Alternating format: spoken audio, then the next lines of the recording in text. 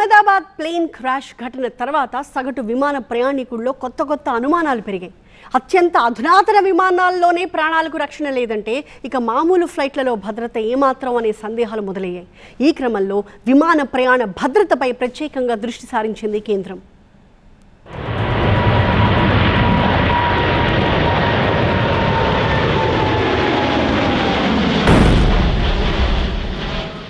ఢిల్లీ ఉడాన్ భవన్లో మంత్రి రామ్మోహన్ అధ్యక్షతన ఎయిర్ సేఫ్టీపై ఉన్నత స్థాయి సమీక్ష జరిగింది. DGCA director general, civil aviation secretary, ఇతర ఉన్నతాధికారులు పాల్గొన్నారు. ముఖ్యంగా బోయింగ్ 787 భద్రతపైనే ఫోకస్ పెట్టింది కేంద్ర ప్రభుత్వం. అటు విమాన ప్రమాదంతో పాటు భవిష్యత్తులో ప్రయాణికుల భద్రతపై పర్యవేక్షణ కోసం హోంశాఖ కార్యదర్శి నేతృత్వంలో 11 మందితో ఉన్నత స్థాయి కమిటీని ప్రకటించింది విమానయాన శాఖ. భద్రతను మెరుగుపరచడం, ప్రమాదాలు జరగకుండా తీసుకోవాల్సిన జాగ్రత్తలపై అధ్యయనం చేయడం ఈ కమిటీ డ్యూటీ.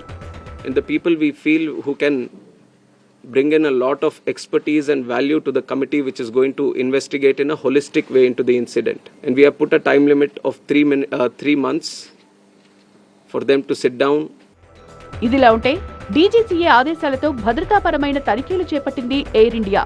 9 బోయింగ్ 787 విమానాల్లో తనిఖీలు పూర్తయ్యాయి. మరో 24 విమానాల్లో తనిఖీల ప్రక్రియ కొనసాగుతోంది.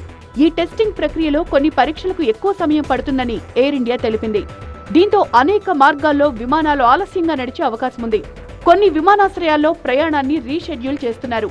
ఎయిర్పోర్టుకు బయలుదేరే సమయంలో తమ ఫ్లైట్ స్టేటస్ తెలుసుకోవాలని సూచించింది ఎయిర్ ఇండియా.